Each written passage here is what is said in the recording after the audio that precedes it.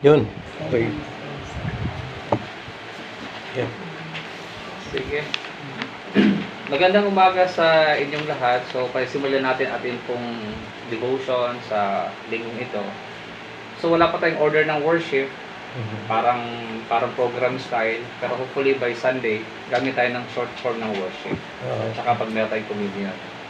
Para pag Sunday, kahit hindi kayo makapunta sa Malabon, at least makapag-communion pa rin kayo pag Sunday. Gawin natin at least formal ang ating service kahit hindi nasa bahay lang. Parang church, kumbaga parang house worship ang ating gawin. At least kung hindi man kayo makapagsimba, kami na lang pupunta dito para pati rin kami ay makapag-communion din kami kasama ninyo. So, ang ating gagawin, so yung ating pong opening hymn natin, tapos nun ay prayer, and then reading, and then short message, and then ganun pa rin hymn, tapos prayer. Tapos kung meron tayong gusto ipag-pray, isama natin doon sa may closing prayer namin. Okay. So, ang ating pong unang aawitin ay nasa ating pong printout. Yung Hari Sambahin sa Kaitaasan, yan yung pambungad nating hymno. Tapos sa ating pong bagong sermon, tapos ng reading, doon naman po ito sa ating aawitin ng Dinggin Yaring Tawag, at pagkatapos sa closing natin, yun po yung merong lyrics na Give Thanks to the Grateful Heart. Sa Tagalog, yan po yung ating aawitin. Salamat. Okay. Sige po, ating pong pasimulan, ating pong pagsamba sa amagitan ng pag-awit natin sa ating pong pambungad na himno sa Hari Sambahin sa Kaitaasan. Sabayan po natin itong pong instrumental natin. Apo.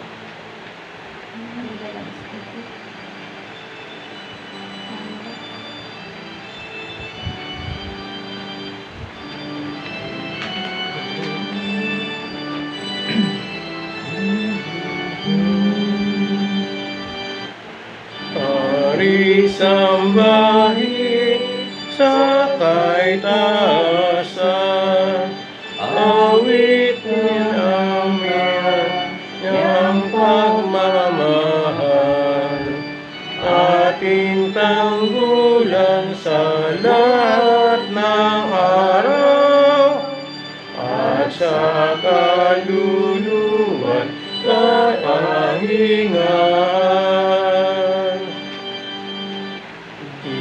Ikalat ang biyaya niya't lakas, malaban niya ay nagliliwanag.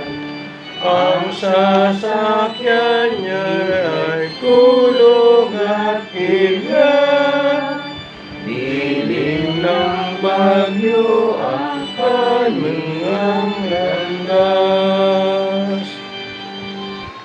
Tangkilik mo'y di maisiwalat, dala ng hangin at nagliliwanag, umaagos na mula sa itaas, taglay ng hamog at ulang banayan. Aming alamok na layong mundo, sa iyo lamang nakitiwala. Gaanong katibat ang iyong awa, aming manunubos at manlilikha. Tayo po yung manalangin. Dakila at makapangyarihan naming Diyos, nagpasalamat po kami sa buong linggo na pagsama mo sa amin, at salamat po sa panibagong umaga na ito, sa buhay at kalakasan na ipinagdalo mo po sa amin. Dumadalangin po kami sa iyo, dakila naming Ama, na sa pagsisimula ng pagsambang namin ito ay ikaw po maghanda sa amin, at bigyan mo nawa kami ng katalinuhan upang maunawaan po namin, O Diyos, ang mga salita mo. Pagpabayan kami at pagpalain mo ang bawat isa sa amin, at kalakip din naman ito, patawarin mo kami, O Diyos, sa lahat ng aming mga pagkakasala. Sa magitan po ni Jesus, yung anak laging kasama mo at ang Espiritu Santo isang Diyos ngayon at magpakailanman walang hanggan. Amen. Amen. Ating pakinggan ang ating isa lamang reading ang ating pong babasahin ngayong umaga. Yun po yung ating pong mabuting balita.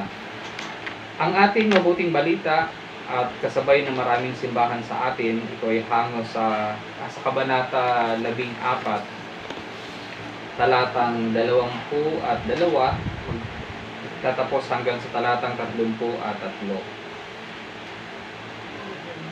At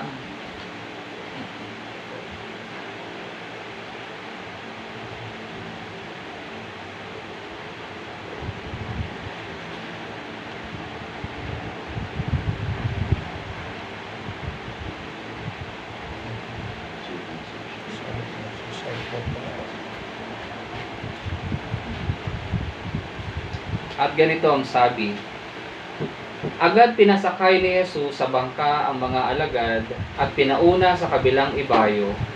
Samantalang pinauwi naman niya ang mga tao matapos niyang paalisin ang mga ito, mag-isa siyang umakyat sa bundok upang manalangin. Nag-iisa siyang inabutan doon ng gabi, samantala ang bangka ay nasa laot na ngunit sinasalpok ito ng mga alon dahil pasalungat ito sa hangin. Nang madaling araw na sumunod sa kanila si Jesus na naglalakad sa ibabaw ng tubig. Kinilabutan sa takot ang mga alagad nang makita nilang may lumalakad sa ibabaw ng tubig. Multo, sigaw nila. Ngunit nagsalita agad si Jesus at sinabi sa kanila, huwag kayong matakot. Ako ito. Sinabi ni Pedro, Panginoon, kung talagang ikaw nga iyan, hayaan mong ako'y pumunta sa iyong kinaroroonan diyan sa ibabaw ng tubig. Sumagot siya, halika. Mula sa bangka ay lumakad si Pedro sa ibabaw ng tubig papunta kay Jesus. Ngunit nang mapansin niya na malalakas ang hangin, siya ay natakot at nagsimulang lumubog. Panginoon, sagipin ninyo ako, sigaw niya. Agad siyang inabot ni Jesus, bakit ka nag-alinlangan? Napakaliit ng iyong pananampalataya. Sinabi niya kay Pedro. Pagkasakay niya sa bangka, tumigil ang hangin at sinamba siya ng mga nasa bangka. Tunay ngang kung kayo ang anak ng Diyos, sabi nila. Purihin natin ang Diyos sa pagbasa ng kanyang salita. Ating awitin ang susunod nating himno, Dinggin Yaring Tawag.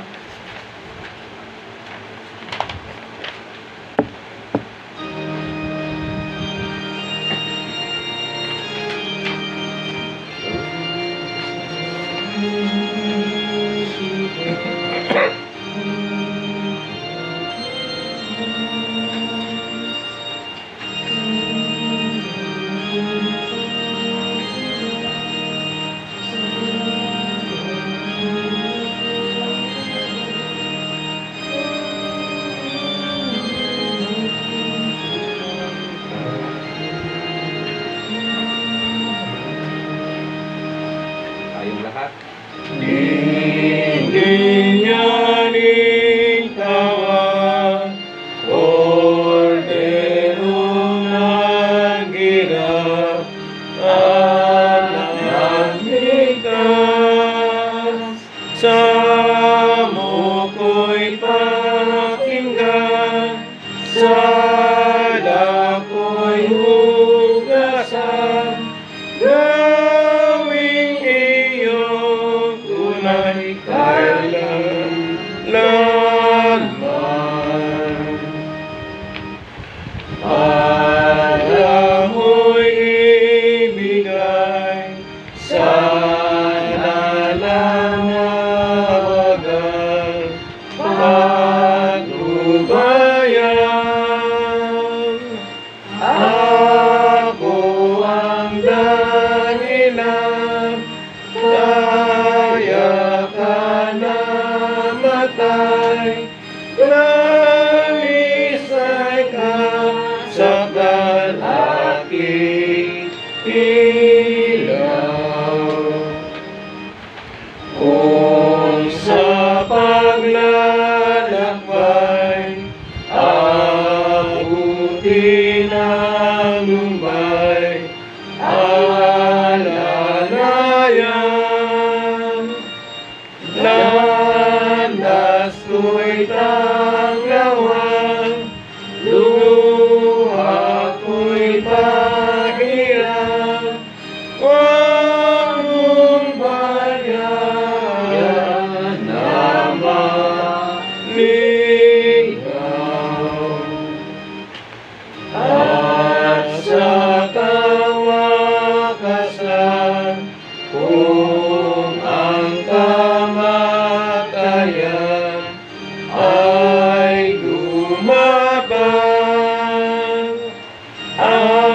ako'y pagpalain, takot ko'y alisin, kaluluwa'y dalhin sa iyo piling.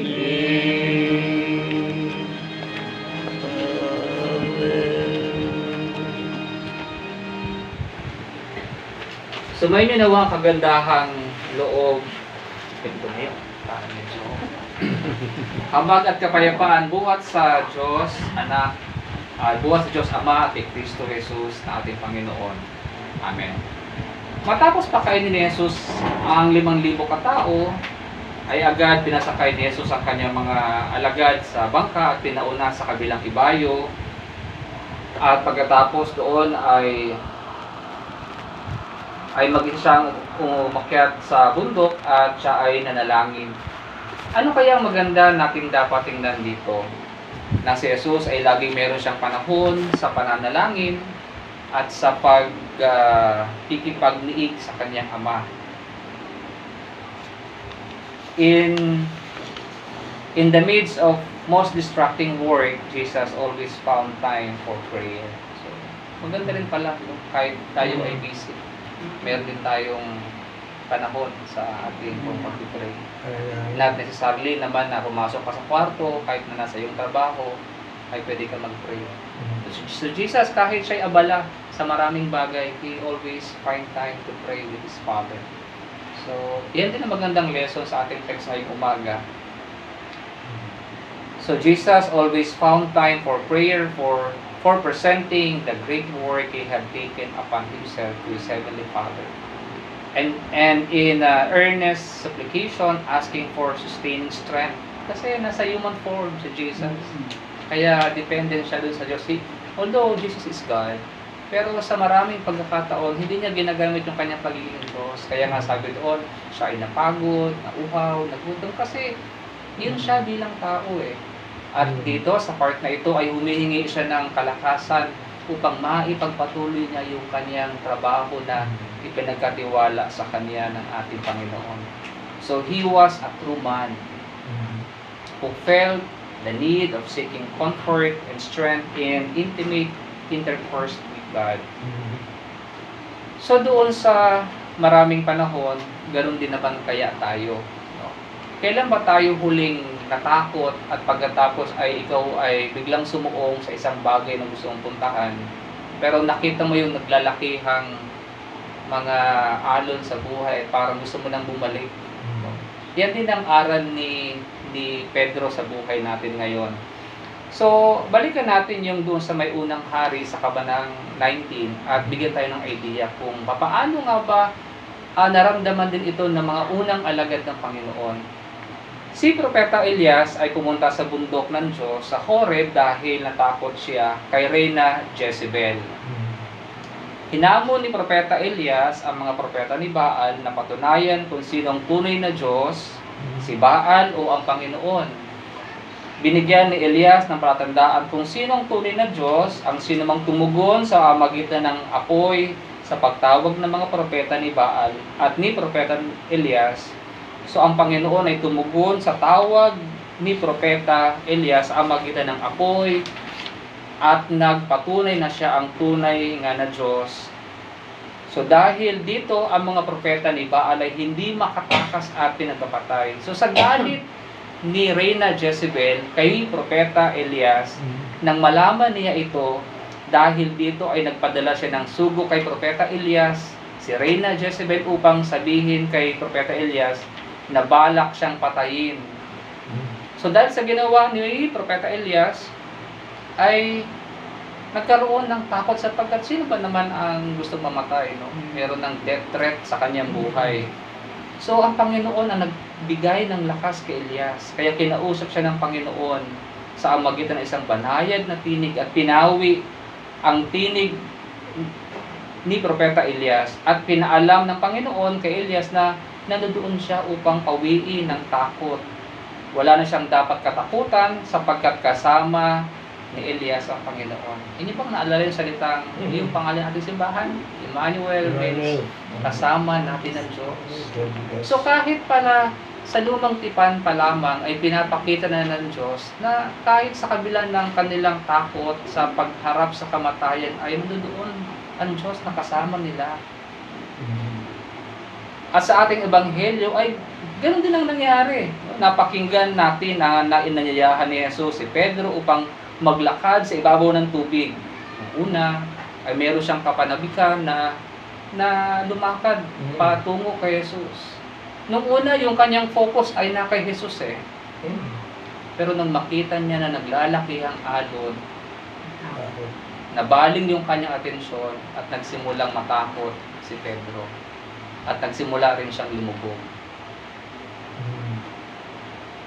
Kaya isang malaking pagsubok para sa mga alagad na maglakbay sa gitna ng unos. Kung inyong tingnan, ang mga alagad na ito, isanay sila sa dagat eh.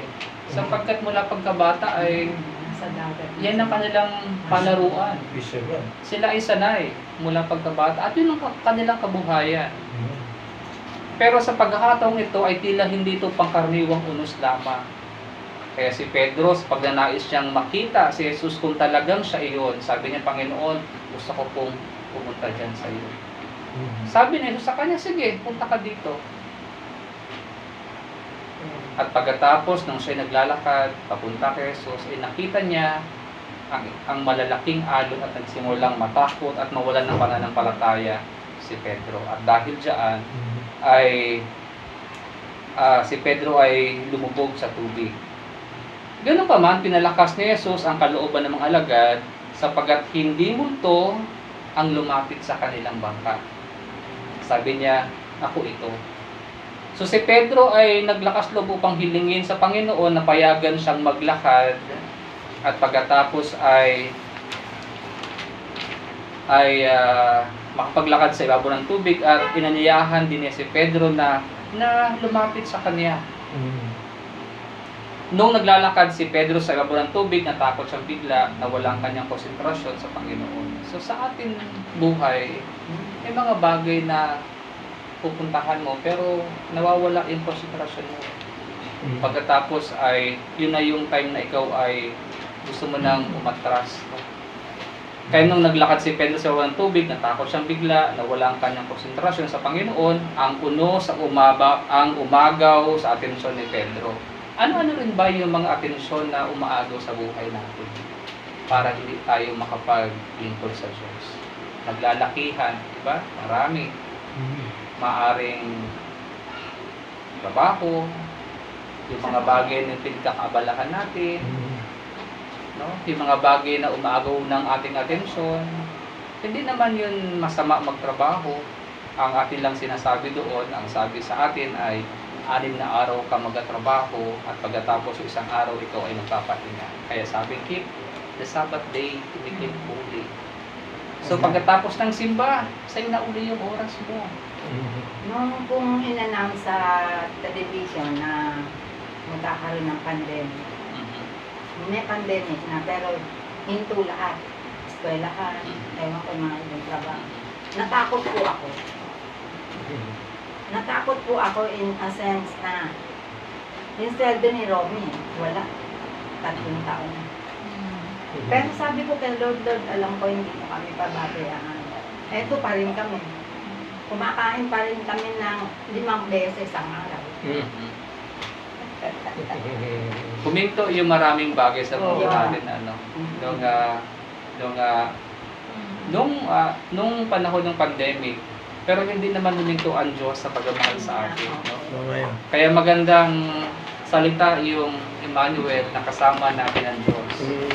Hindi naman huminto yung pagpapahayag ng kanyang salita. Ginamit naman niya yung ating internet para dumating pa rin sa atin yung bang pagpapalakas ng Diyos sa magitan ng mga pastor na nagtuturo sa atin. Na kahit na nasa bahay tayo, na kahit tayo ay nasa 4 na sulok ng ating kabahayan ay makikinig at malalaman pa rin natin kung gaano kahalaga si Jesus at ipapaalala sa atin na kasama natin siya sa panahon ng kalungkutan o ng takot at maging sa pandemya. March, wala nang At sweldo eh. nakasurvive tayo doon. Diba? Oo. Marami ang binawian ng buhay dahil sa pandemic. Di ba? At isa sa pinagpapasalamat natin na naging safe tayo. Nakita pa natin ang ating mga mahal sa buhay. Doon pa lamang sa pagdalagay ng mga yung iba yung injection, kung mabubuhay ka o makakaya ba ng katawan mo o hindi. You see? Kaya, yun ang isa sa mga dapat na ipagpasalamat na hindi maagaw ng atensyon yung mga bagay na makapag-aalis sa atin sa Diyos. At i-remind tayo ngayon ng ating text na tayo man ay katulad din ni Pedro na sa maraming panahon, sa una ay meron tayong katapatan na sumunod sa Panginoon. Pero kapag nakita natin yung mga nagalakihang alon, yung mga problema, yung mga pagsubok, problema, parang gusto mo nang magtanong na, Lord, nasaan ka ng mga panahon na ito? Diba? Pero sa ating unang hari kanina na ibinasa natin ay pinapaalala na kahit natakot si Propeta Elias, ni-remind sa kanya na kasama niya si Jesus. At si Pedro, nung siya'y lumbog, agad-agaran siyang tinulungan ni Jesus. At sinabi na, nasaan ang iyong pananampalataya? Kasama pa ni Pedro si Jesus. Pero tayo, hindi natin nakita si Jesus ng personal. Pero sabi ng Hebreo, maparad ng mga taong naniniwala kahit hindi siya nakikita. At yun ang pananampalataya. Ako nga, Pastor, sa totoo lang, kung wala po akong pananampalataya, nung panahon na yun, nagkasakit pa kami. Nagkasakit kami. Sabi ko kay Lord, hirap na po ako, kunin niyo na po ako. Pero after noon, na-realize ko, Panginoon, huwag mo na po. Na-realize ko rin naman agad. Pero alam ko, yung panalangin ko, ano ba po yun? Masama ba yung gano'n? Pero yung faith ko, andun pa rin eh. Kaya alam yung sobrang hirap sa pagkakasakit. Nasabi ko yun, na sana kunin na lang ako ni Lord. Kasi hirap na ako. O, eto pa rin. Masaya pa rin. At yung asawa ko, lalo yata pumugi. So, bagamat nakakatuksong pagdudahan ang Diyos sa panahon ng ating pagsubok, problema, pero ang ating mensahe ngayon ay huwag tayong mawalan ng pag-asa. Sapagkat ang salita niya ay isang daluyan ng biyaya ng Diyos upang mapanatili, palangkas tayo sa pananampalataya. So, ang Diyos ay may mas makapangyarihan kaysa anumang bagay na ating pinasusuungan. Mas malaki ang ating Diyos sa lahat ng bagay. At mas dakila pa sa mga pagsubok natin sa buhay. So, mga kaibigan at minamahal sa Panginoon, tutugunin at tutulungan tayo ng Diyos sa mga problema, pagsubok natin sa buhay, at walang makapaghihiwalay sa pag-ibig ng Diyos sa atin. Nawa ang kapayapaan ng Diyos na di masahid ng pag-iisip o mag-ingat sa inyong puso ay kipag-isa kay Kristo Jesus. Amen. So tayo po ay ulit umawit at awitin natin itong ating closing hymn natin.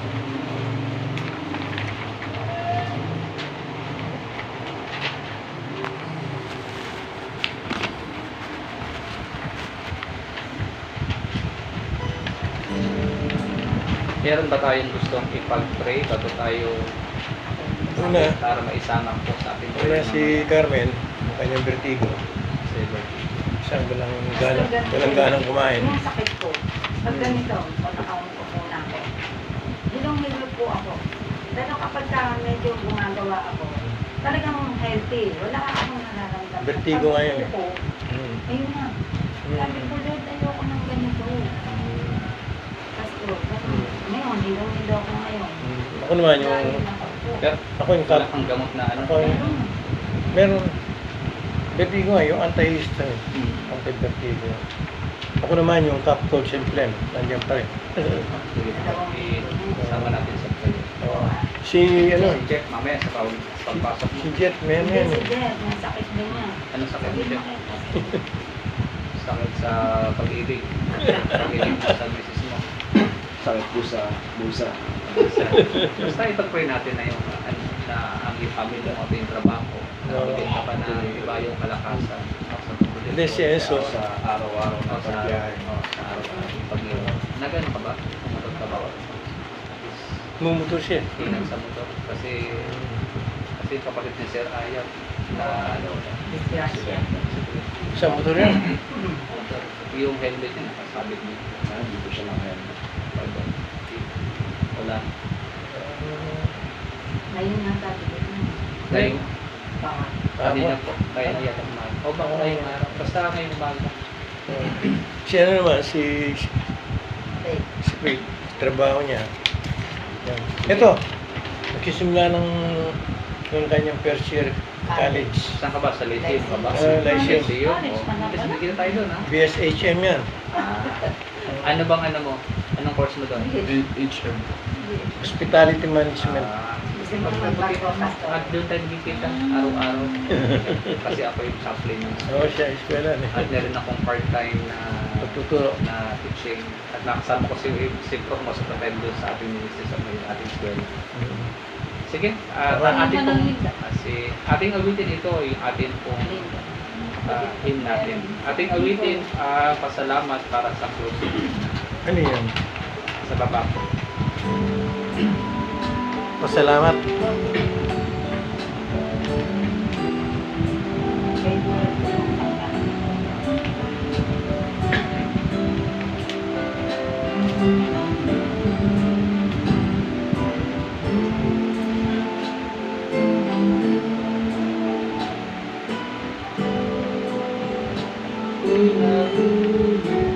Tayo lahat.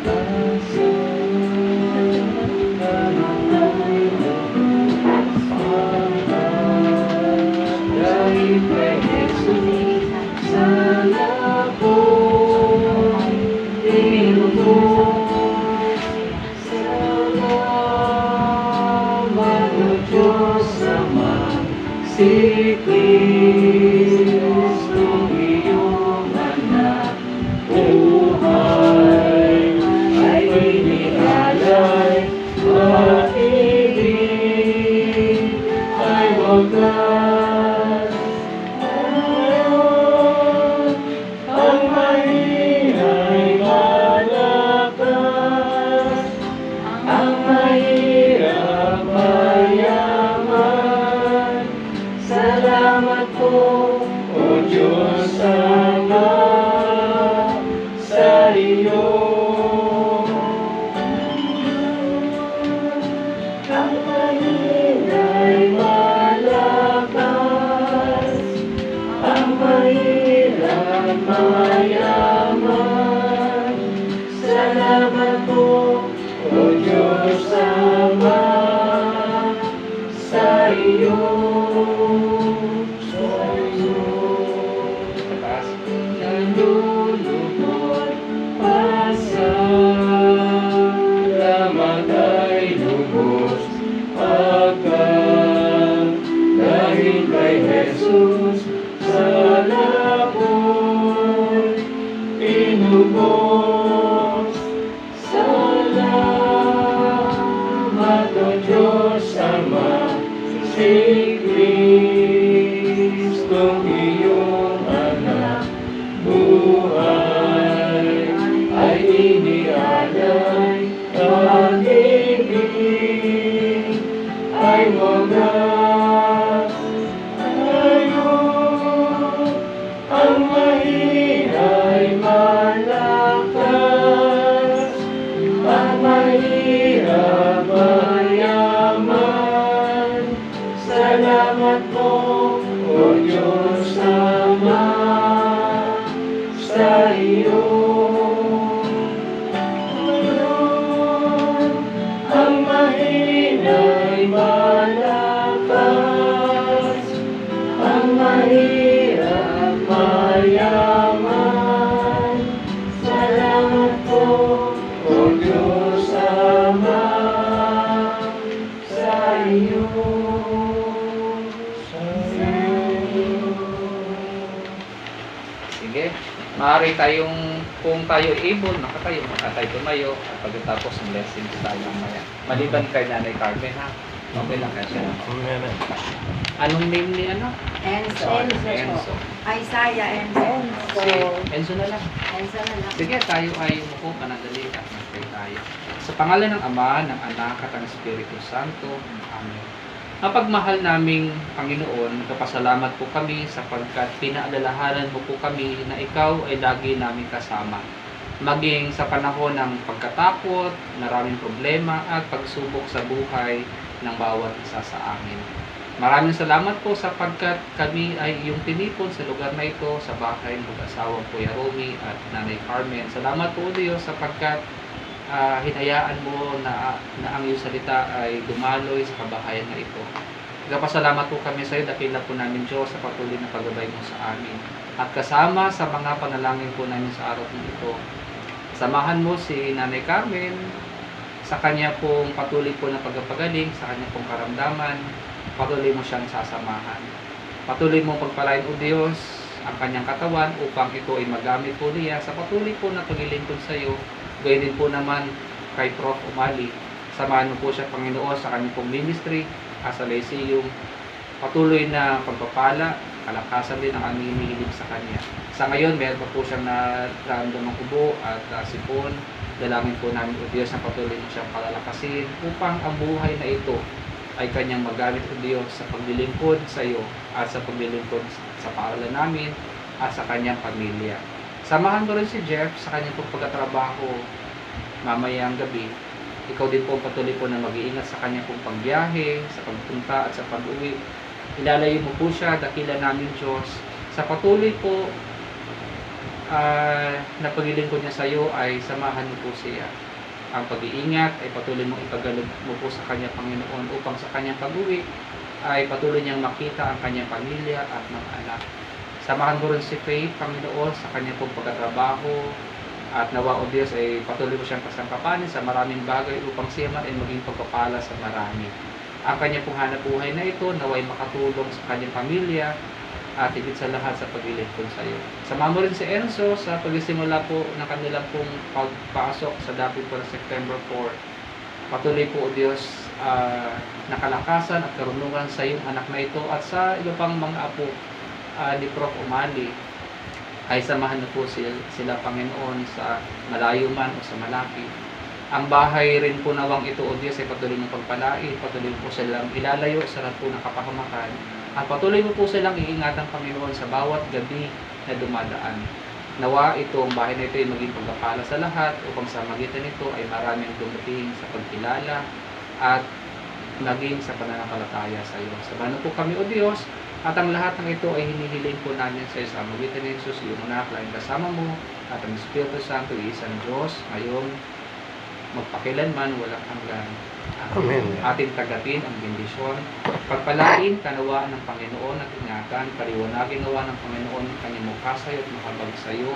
Ilingap nawa ng Panginoon ang kanyang mukha sa iyo, bigyan ka ng kapayapaan. Amen.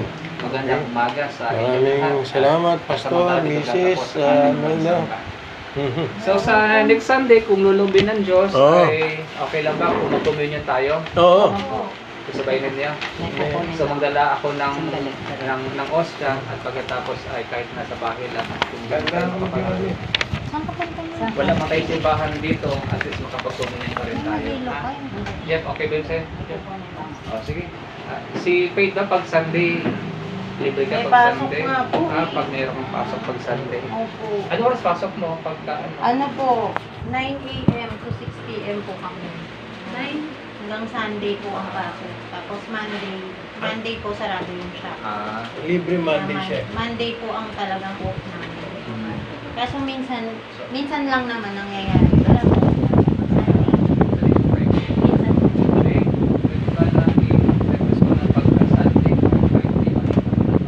Si May, di ba? Alam naman. Pag Sunday lang.